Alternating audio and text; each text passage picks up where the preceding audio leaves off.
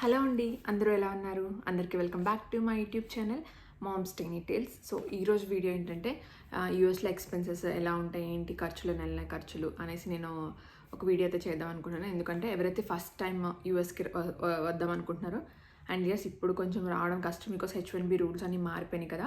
But still ఏమైనా option with L1 visa. L1 visa ఏంటంటే ఇప్పుడు మీరు ఇండియాలో కంపెనీకి వర్క్ చేస్తున్నారు, అదే కంపెనీ మిమ్మల్ని వేరే ప్రాజెక్ట్ మీదకో సేమ్ ప్రాజెక్ట్ మీదకో ఆన్సైట్కి పంపిస్తాము అంటే అది L1 వీసా. సో దానికైతే ప్రస్తుతానికైతే ఎటువంటి రూల్స్ ఇలా ఫీజెస్ అయితే ఏమీ లేవు. సో అలా కూడా రావచ్చు. అండ్ నా ఫ్రెండ్స్ వాళ్ళ ఫ్రెండ్స్ కొంతమంది అడిగారు అనమాట. సో ఇక్కడ అసలు ఎక్స్పెన్సెస్ ఎలా ఉంటాయి, అసలు మిగులుతుందా రావచ్చా అన్నట్టు. సో ఎవరికైనా ఇలా ఫస్ట్ టైం రావాలనుకున్న వాళ్ళకి ఒక అవగాహన ఉంటుందని వీడియో చేస్తున్నాను. అండ్ అలాగే కొంతమంది చాలామంది వాళ్ళకేంటి యూఎస్లో ఉంటున్నారు, వాళ్ళకి ఇంత మనీ వస్తుంది, అన్ని లక్షలు డాలర్స్లో సంపాదిస్తున్నారు అని అంటారు కదా. అది అసలు నిజంగా వర్తా కాదా, ఈ వీడియోలో అసలు ఎంత మిగులుతుంది అని అయితే మనం తెలుసుకోవచ్చు. వీడియోని అయితే ఎండ్ వరకు స్కిప్ చేయకుండా వాచ్ చేయండి. అండ్ మీకు ఇంకేమైనా డౌట్స్ ఉంటే ప్లీజ్ కమెంట్ చేయండి. I will be happy to answer. నాకు తెలిసిన మట్టుకు నేను ఆన్సర్ చేయడానికి ట్రై చేస్తాను.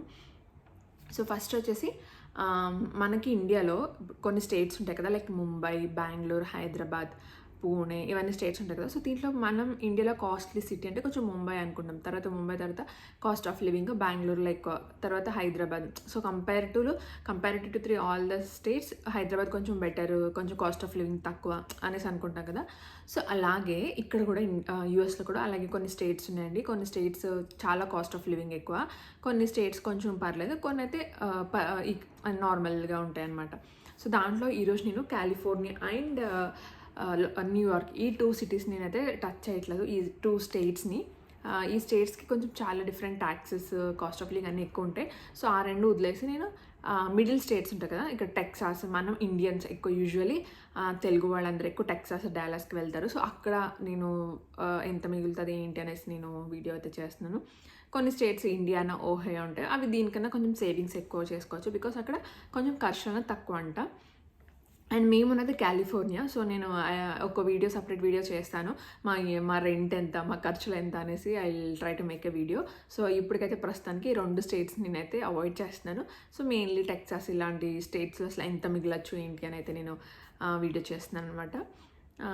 సో ఫస్ట్ అయితే నేను ఇక్కడ 1 lakh ప్యాకేజ్కి నేను ఎస్టిమేషన్ వేస్తున్నానండి. పర్ ఇయర్ మనకి $1 lakh. ఓకే, $1 lakh ఎంత మిగిలొచ్చు ఏంటి అనేసి నేనైతే ఎస్టిమేషన్ వేసి చెప్తున్నాను. సో ఇక్కడ $1 lakh పర్ ఇయర్ అంటే మనకి ఇండియాలో ఇప్పుడు ప్రస్తుతానికి $1 వచ్చి 88 రూపీస్ ఉంది. సో 88 lakhs అనమాట. మనకి ఇండియాలో 88 lakhs వస్తున్నట్టు, ఇండియన్ కరెన్సీలో కన్వర్ట్ చేస్తే ఇండియాలో వస్తున్నట్టు కదా, ఇండియన్ కరెన్సీలో కన్వర్ట్ చేస్తే 88 lakhs వస్తున్నట్టు. సో మనకి ఇండియాలో 88 lakhs వస్తున్నాయి అనుకోండి, ఎంత ఖర్చు పెట్టినా మనం హాఫ్ ఆఫ్ ద అమౌంట్ ఖర్చు పెట్టినా 44 పోయినా ఇంకా 44 మిగులుతాయి పర్ ఇయర్. బట్ యూఎస్లో అలా కాదు, అది ఇక్కడ చాలా ఎక్స్పెన్సెస్ ఎక్కువ అనమాట. ఏంటి ఎలా అనేసి అయితే చెప్తాను. సో ఫస్ట్ మెయిన్ వచ్చేసి రెంట్ అండి. మనకి నెలకు వచ్చేసి నేను 1 lakh అంటే పర్ మంత్ డివైడెడ్ బై 12 చేస్తే మనకి సమ్ 8,000 చేంజ్ రావాలి మన చేతికంటూ. ఎవ్రీ మంత్ $8,000 అంటే 8 lakhs సమ్ చేంజ్ రావాలి కదా. బట్ ఇక్కడ ట్యాక్స్లు మనకి ఇండియాలో ఎవ్రీవేర్, మనం ఇప్పుడు ముంబైకి వెళ్ళినా, హైదరాబాద్కి వెళ్ళినా, బెంగళూరుకి వెళ్ళినా సెంట్రల్ గవర్నమెంట్ ట్యాక్స్ కదా. సో ఎక్కడన్నా ఒకేలా ట్యాక్స్ కట్ అవుతుంది. బట్ యూఎస్లో అలా కాదు. ఇక్కడ ఒక్కొక్క స్టేట్కి ఒక్కొక్క ట్యాక్స్ రూల్స్ ఉంటాయి. కొన్ని స్టేట్స్లో అయితే ట్యాక్సే ఉండదంట. సో ఫెడరల్ ట్యాక్స్, కొన్ని స్టేట్స్కి అయితే స్టేట్ ట్యాక్స్, ఇలా సోషల్ సెక్యూరిటీ ట్యాక్స్ అని చాలా ట్యాక్సెస్ ఉంటాయి. సో ఇక్కడ ఏంటంటే ఒక్కొక్క స్టేట్లో ఒక్కొక్క విధంగా మనకి టేక్ హోమ్ అనేది మారుతూ ఉంటుంది. సో కాలిఫోర్నియా అన్నిట్లో ఏంటంటే ఎక్కువ ట్యాక్సెస్ కట్ అవుతాయి. సో మేమున్నది కాలిఫోర్నియా కదా, సో మాకు ట్యాక్సెస్ ఎక్కువ కట్ అవుతాయి అనమాట. సో పర్ హ్యాండ్ మనకి చెప్పాను కదా $8,000 రావాలి. బట్ ట్యాక్స్లు అవి ఇవి అన్నీ పోగా మనకి మ్యాక్సిమం 1 lakh శాలరీ ఉంటే పర్ మంత్కి మనకి $6,700 వస్తాయి. నేను ఆన్ అన్ యావరేజ్ చేశాను. $6,700 అంటే మనకి ఆల్మోస్ట్ 5,90,000 అనమాట.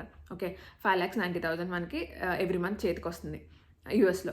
అది ఇండియాలో మనకి 5 lakhs వస్తే మ్యాక్స్ టు మ్యాక్స్ మనం ఒక రెంటెడ్ ఇల్లులో ఉన్నాము, లేదా రెంటెడ్ ఇల్లులో ఉంటే మ్యాక్సిమం 50,000 పెడతాం ఒక ఆ రెంట్కి. మనకి అంత వస్తున్న శాలరీ లేదు అంటే 60, 70, 80 మహా, ఇంకా ఫుల్ లగ్జరీగా అన్ని అమ్యూనిటీస్ ఉంది అంటే ఒక 1 lakh పెడతామే అని అనుకోండి.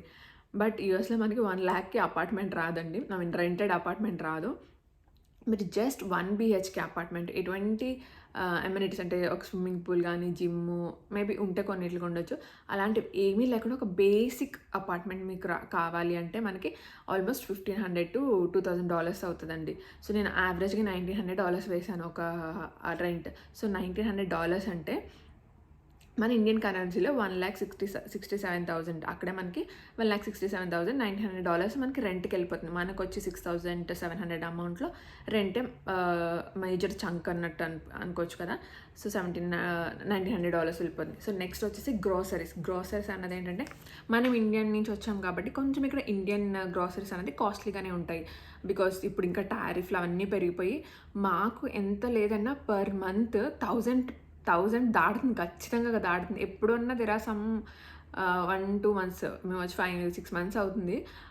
ఒక 2 months ఏమన్నా 1,000 తక్కువ అయిందేమో కానీ ఎప్పుడు ఎక్కువనే అవుతుంది అనమాట. 1,000 పైన దాటేస్తుంది. అండ్ ఇక్కడ కొంచెం కాస్ట్ కాబట్టి సో నేను ఆన్ యావరేజ్ 900 వేసాను. సో గ్రాసరీస్కి 900. సో $900. సో ఫస్ట్ మనం రెంట్కేమో 1,900 తీసాము అండ్ గ్రాసరీస్కి 900 తీసాం కదా. అండ్ నెక్స్ట్ వచ్చేసి యూటిలిటీస్ అంటే like water bill, current bill and gas. ఇక్కడ మనకి మీటర్స్ లాగే ఉంటుంది, సిలిండర్స్ కాదు కదా, సో మీటర్స్. సో ఈ 3 gas bill, water bill, current bill ఈ 3 కలిపి ఒక $100 వేసుకుంటున్నాము. Okay. And then comes internet, phone ఇవన్నీ ఉంటాయి. ఆబ్వియస్లీ మనకి ఇంటర్నెట్ అనేది మ్యాండేటరీ కదా, ఇంటర్నెట్ కంపల్సరీ కావాలి. ఇంటర్నెట్ తర్వాత మనకి ఫోన్ ఉంటే ఫోన్ రీఛార్జ్ చేసుకోవాలి, ఒక 2 ఫోన్లు అలా అంటే. సో అవి కూడా ఆన్ యావరేజ్ $100 వస్తుంది per month, phone plus internet. Okay.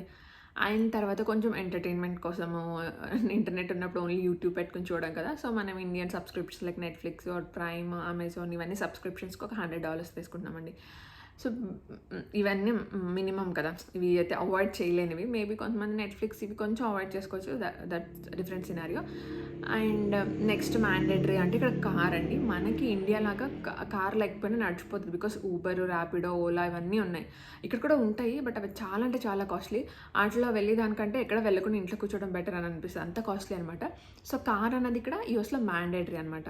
So కార్కి తర్వాత మనకి ఏంటంటే ఇన్సూరెన్స్ పర్ ఇయర్ కడతాము or per yearly twice installments తెలిసి క్వార్టర్లీ ఇయర్లీ ఉంటుంది కదా. నాకు అంత ఐడియా లేదు కార్ ఇన్సూరెన్స్. మేమైతే ఎప్పుడు ఇయర్లీ వన్స్ కట్టేవాళ్ళము. హోప్ఫుల్లీ అలాగే ఉంటుంది అనుకుంటున్నాను. బట్ ఇక్కడ అలా కాదు, ఇన్సూరెన్స్ అన్నది ఎవ్రీ మంత్ కట్టాలన్నమాట. మనకు ఒక కార్ ఉంటే ఎవ్రీ మంత్ ఇన్సూరెన్స్ కట్టాలంట. అండ్ అది కూడా స్టేట్స్ బట్టి డిఫరెన్స్ ఉంటుంది. అండ్ మీకు ఇప్పుడు కొత్తగా మీరు ఇండియా నుంచి యూఎస్కి మూవ్ అయ్యారు, మీకు యూఎస్లో లైసెన్స్ లేదు. సో మీరు అప్లై చేస్తారు, మీకు లైసెన్స్ వచ్చింది. సో మీరు ఏంటంటే లైసెన్స్ న్యూ లైసెన్స్ కదా. సో మీకు ఇప్పుడే ఇష్యూ చేశారంటే ఇన్సూరెన్స్ అనేది కూడా ఎక్కువ పెరుగుతుందంట. బికాస్ మీకు ఇప్పుడే కొత్తగా డ్రైవింగ్ నేర్చుకున్నారు కాబట్టి ఇన్సూరెన్స్ అనేది కూడా ఎక్కువ పెరుగుతుందంట. సో ఒక 2 years అయ్యేటప్పటికి ఇన్సూరెన్స్ తగ్గుతుంది. 1 year అలా ఇన్సూరెన్స్ ఏంటది లైసెన్స్ పెరిగే కొద్ది మనకి ఇన్సూరెన్స్ అనేది తగ్గుతుందంట. సో కారు ఉన్నాక మెయింటెనెన్స్ తర్వాత ఈఎంఐలకు తీసుకుంటాం. సో అవి కూడా నేను ఆన్ యావరేజ్ $600 వేసాను కార్కి. అండ్ దెన్ మ్యాండేటరీ అంటే ఇంకా ఇన్సూరెన్స్ కొన్ని యాక్చువల్లీ కంపెనీ వాళ్ళు మనకి ప్రొవైడ్ చేస్తారు కాబట్టి అవి నేను ఇన్సూరెన్స్ యాడ్ చేయట్లేదు. కొంతమంది కంపెనీ వాళ్ళు ప్రొవైడ్ చేయకపోతే హెల్త్ ఇన్సూరెన్స్ కూడా మనం తీసుకోవాలి. అండ్ ఇవైతే మ్యాండేటరీ. అండ్ అప్పుడప్పుడు చిన్న చిన్న ఖర్చులు ఉంటాయి, లైక్ అప్పుడప్పుడు షాపింగ్కి వెళ్తాము, చిన్న చిన్న ట్రిప్స్కి వెళ్తాము, బయటకు వెళ్తాము. సో ఇవన్నీ కలిపితే మనకు ఆల్మోస్ట్ ఎక్కడ లేదన్నా $3,500 to $400 మనకి ఖర్చు అయిపోతుందండి. చాలా ఆలోచించి ఖర్చు పెడితే 3,500 వరకు ఆగుతుంది. సో మనకు వచ్చిన $6,700లో మనం ఆల్మోస్ట్ అన్నీ పోయాక మనకి మిగిలేది $2,700. అంటే మన ఇండియన్ కరెన్సీలో కన్వర్ట్ చేసుకుంటే 2,40,000 చేంజ్ అనమాట. సో పర్ మంత్ మనం మ్యాక్స్ టు మ్యాక్స్ 2,50,000 ఆర్ 3,00,000. అంటే కొంతమంది లైఫ్ స్టైల్ కొన్ని చేంజెస్ ఉంటాయి. కొంతమంది నాన్ వెజ్ తినే వాళ్ళకి గ్రాసరీస్లో బాగా మిగులుతుంది. ఆర్ కొంతమంది ఎక్కువ జంక్ తినే వాళ్ళకి, బయట తినే వాళ్ళకి గ్రాసరీస్లో ఏం మిగలదు. అండ్ సో అలా అటు ఇటు ఆన్ యావరేజ్ నేను సో మనకి ఏం లేదు అన్న కూడా 2.5 to 3 lakhs మధ్య మిగులుతుందండి. సో అది కూడా if you're in Texas or ఇలాంటి కొంచెం చిన్న సిటీస్ అని కాదు, కొంచెం ఇన్కమ్ కాస్ట్ ఆఫ్ లివింగ్ తక్కువ ఉన్న సిటీస్లో ఇంత మిగులుతుంది.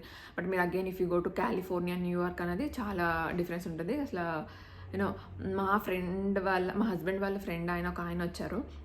మేము ఉండేది కాలిఫోర్నియా. ఐ డోంట్ నో మాకు ఎందుకు వచ్చామో అనిపిస్తుంది ఒక్కొక్కసారి కాలిఫోర్నియాకి. అట్లీస్ట్ వేరే స్టేట్కి వెళ్ళినా బాగున్నాను అనిపిస్తుంది. అండ్ ఆయనే వచ్చి ఇక్కడ క్యాబ్ చూస్తే ఒక 10 అక్కడ కంపేర్ టు ఆయన టెక్సస్లో ఉండేవారు. క్యాబ్ చూస్తే $10 ఎక్కువ ఉందండి అక్కడ మీద ఇక్కడ.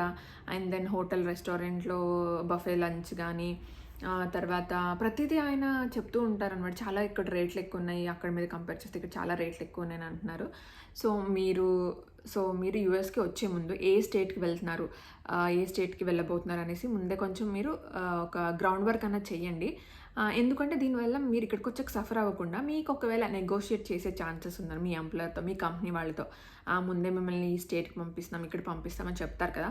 సో అప్పుడు మీరు ఒక చిన్న గ్రౌండ్ వర్క్ చేసుకోండి. అసలు ఇక్కడ ఎంత cost of living, me friends ఉంటే ఎవరికైనా సో ఎంత మిగులుతుంది మళ్ళీ ఇక్కడికి వచ్చి సఫర్ అయ్యేదానికంటే మీరు అక్కడ మీ వాళ్ళని నెగోషియేట్ చేసుకుని, లేదు నాకు ఇంత మిగలదు, సో మీరు ఇంకొంచెం పెంచితేనే వెళ్తాను ఆర్ ఇలాంటి ఛాన్సెస్ ఉంటాయేమో అనేసి నేనైతే వీడియో చేస్తున్నాను.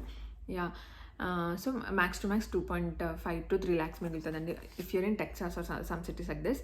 అదే ఇండియానా, ఓహయో అయితే ఇంకొంచెం 3.5 వరకు కూడా మీకు సేవ్ అవుతాయంట. అండ్ కాలిఫోర్నియా, న్యూయార్క్లో అంటే 2 lakhs కూడా సేవ్ అవ్వడం కష్టమండి. అండ్ నేను ఇక్కడ 1 lakh ఎస్టిమేషన్ వేసాను కదా. సో కొంతమందికి 90,000, 80,000 కూడా ఉంటుంది ప్యాకేజ్. సో వాళ్ళకి అసలు చాలా కష్టం అనిపిస్తుంది. So yeah.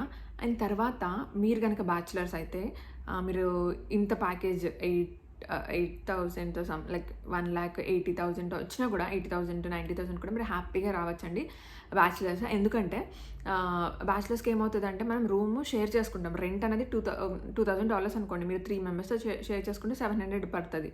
లేదు ఇంకా 4 మెంబర్స్తో షేర్ చేసుకుంటే మీకు $500 పడుతుంది. అండ్ గ్రోసరీస్ అవి ఇవి ఎంత ఖర్చు పెట్టుకున్నా మీకు $1,000 నెలకి దాటదు. లేదు ఇంకా కొంచెం జిమ్ చేస్తాం అది ఇది 1,500 వేసుకున్నా కూడా మేము మిగతా అంతా సేవింగ్సే కదా. సో బ్యాచులర్స్కి అయితే చాలా బెస్ట్ ఆప్షన్ యూఎస్లో వర్క్ చేయడము, మంచిగా సేవ్ చేసుకోవచ్చు. And next families. So family person ఇండియాలో ఓన్లీ ఒకళ్ళే జాబ్ చేస్తున్నారు, లైక్ హస్బెండ్ జాబ్ చేస్తున్నారు, సో వైఫ్ జాబ్ చేయట్లేదు అన్నప్పుడు ఇక్కడ యూఎస్ రావడం వాళ్ళు కూడా చాలా బెనిఫిట్ అవుతుంది. బికాజ్ మన ఇండియాలో per month 2.5 lakhs or 2 lakhs మిగిలిన మన 1 శాలరీతో చాలా కష్టం కదా. సో బట్ ఇక్కడైతే మంచిగా 2 lakhs అయితే మనం సేవ్ చేసుకోవచ్చు ఫ్యామిలీస్తో వచ్చిన వాళ్ళకి. అండ్ నెక్స్ట్ ఇండియాలో ఇద్దరు working, wife and husband working, and వాళ్ళ శాలరీస్ ఇద్దరు శాలరీస్ కలిపి ఒక 3 to 4 lakhs ఉన్నది అనుకోండి. వాళ్ళకి కొంచెం ఏంటంటే ఇక్కడ కొంచెం కష్టం అనిపిస్తుంది మిగిలిన డబ్బులు. ఎందుకంటే మనకి ఇండియాలో 3 lakhs 4 lakhs వచ్చింది, ఇక్కడ ఏం లేదని మహా అంటే 1 lakh ఖర్చు పెడతాము, ఇంకా ఒక 2 lakhs కానీ 3 lakhs కానీ పర్ మంత్ మనకి సేవింగ్సే కదా. బట్ ఇక్కడికి వచ్చాక సేవింగ్స్ ఉంటాయి, 2 lakhs ఉంటాయి, బట్ ప్రతిదీ మనం ఆలోచించాలి, ప్రతి దానికి కాంప్రమైజ్ అవ్వాలి. ఇండియాలో అంటే ఇంత శాలరీకి మనం మంచి లైఫ్ స్టైల్ లీడ్ చేయొచ్చు, బట్ ఇక్కడ అలాంటి ఫెసిలిటీస్ అయితే ఉండవు, కొన్ని కాంప్రమైజ్ అవ్వాలి. అండ్ మనకి ఇక్కడ హెల్పర్స్ అలా ఏం దొరకరు, సో ప్రతిదీ మనమే చేసుకోవాలి. సో ఫ్యామిలీస్ అయితే కొంచెం కష్టం, బట్ ఇద్దరు వర్కింగ్ అనుకోండి, వైఫ్కి జాబ్, హస్బెండ్ వర్క్ చేస్తున్నారు, వైఫ్ కూడా డిపెండెంట్గా జాబ్ వచ్చింది అనుకుంటే హ్యాపీగా మంచిగా సేవింగ్స్ అవుతాయి. బికాస్ ఇద్దరు శాలరీ ఎంత లేదన్నా ఒకళ్ళ శాలరీ ఖర్చు పెట్టినా ఇంకొకళ్ళ శాలరీ ఆల్మోస్ట్ మనకి 5 lakhs వరకు సేవ్ అవుతాయి. సో 5 lakhs అంటే ఇంకా 60 lakhs almost per year. So ఇద్దరు వర్కింగ్ అయితే మంచిగా సేవ్ చేసుకోవచ్చు అండి ఇక్కడ. బట్ ఒకళ్ళే వర్కింగ్ బట్ ఒకళ్ళే వర్కింగ్ అన్న బాగా చేసుకోవచ్చు. బట్ ఇండియాలో ఇద్దరు వర్కింగ్ చేసి ఇక్కడికి వచ్చేసరికి ఒకళ్ళే వర్కింగ్ అంటే కొంచెం సేవింగ్స్ అనేది తక్కువ ఉంటాయి అనమాట.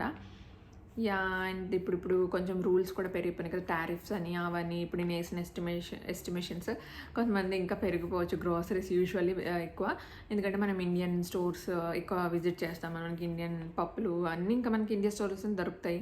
ఆబ్వియస్లీ అవన్నీ ఇంపోర్టెడ్ గూడ్సే కదా. సో ఆబ్వియస్లీ వాటి మీద మనకి ట్యాక్సెస్ ఎక్కువ పడతాయి అండ్ రేట్లు కూడా పెరిగే ఛాన్సెస్ ఆల్మోస్ట్ పెరిగినట్టు ఉన్నాయి. యా. ఇది తర్వాత ఇంకొక ఆప్షన్ ఏంటంటే బోనస్. మీరు కనుక పర్మనెంట్ ఎంప్లాయ్ అయి ఉంటే ఆ కంపెనీలో మీకు బోనస్ ఎలిజిబుల్ ఉంటారండి, బోనస్ ఇస్తారు. సో ఒక్కొక్కసారి అవి ఎంత పర్ ఇయర్ వన్ టైం మనకి 10 lakhs వరకు రావచ్చు, ఆర్ 8 lakhs 5 lakhs అబోనే బోనస్ వస్తుంది. సో అది కూడా మంచిగా సేవింగ్ అవుతుందండి. అండ్ ఇంకొక కొన్ని కంపెనీస్ 401k ప్లాన్ అని ఉంటుంది, అదేంటంటే రిటైర్మెంట్ అని మనకి పిఎఫ్ లాగా ఇక్కడ అన్ని కంపెనీస్ ప్రొవైడ్ చేయరనుకుంటా, అవి కూడా ఓన్లీ పర్మనెంట్ ఎంప్లాయీస్ ప్రొవైడ్ చేస్తారు 401k ప్లాన్ అని. అది కూడా మంచి రిటైర్మెంట్ ఆప్షన్, మంచి సేవింగ్స్ ఆప్షన్. ఒకవేళ మీకు ఆ ఆప్షన్ ఇస్తే మాత్రం ప్లీజ్ చూస్ చేసుకోండి. యా. సో ఇవైతే నేను ఈ వీడియోలో చెప్దామని అనుకుంటున్నాను. దట్ ఒక్కొక్కరికి ఒక బెనిఫిట్. అండ్ కొంతమందికి ఏంటంటే యూఎస్ రావాలి, ఎక్స్ప్లోర్ చేయాలని ఉంటుంది. వాళ్ళు కూడా it's not about money all the time కదా. సో వాళ్ళు కూడా ఒక మంచి ఆపర్చునిటీలా ఉంటుంది అనమాట. సో అంతేగాని వాళ్ళు చాలా సేవ్ చేసేస్తారు, చేసేవాళ్ళు ఉంటారు, చేయలేని వాళ్ళు ఉంటారు. సో యా, ఇదనమాట ఈ వీడియో. ఎంత ఎక్స్పెన్సెస్ ఏంటి అనేసి మీకు క్లియర్గా అర్థమై ఉంటుందని నేను అనుకుంటున్నాను. మీకు కనుక ఏమైనా డౌట్స్ ఉంటే ప్లీజ్ కమెంట్ చేయండి. I'll be happy to answer. కనుక నా కంటెంట్ వస్తే ప్లీజ్ లైక్ చేయండి. సో మరిన్ని మంచి వీడియోస్తో మళ్ళీ కలుద్దాం. అంతవరకు టేక్ కేర్, బై.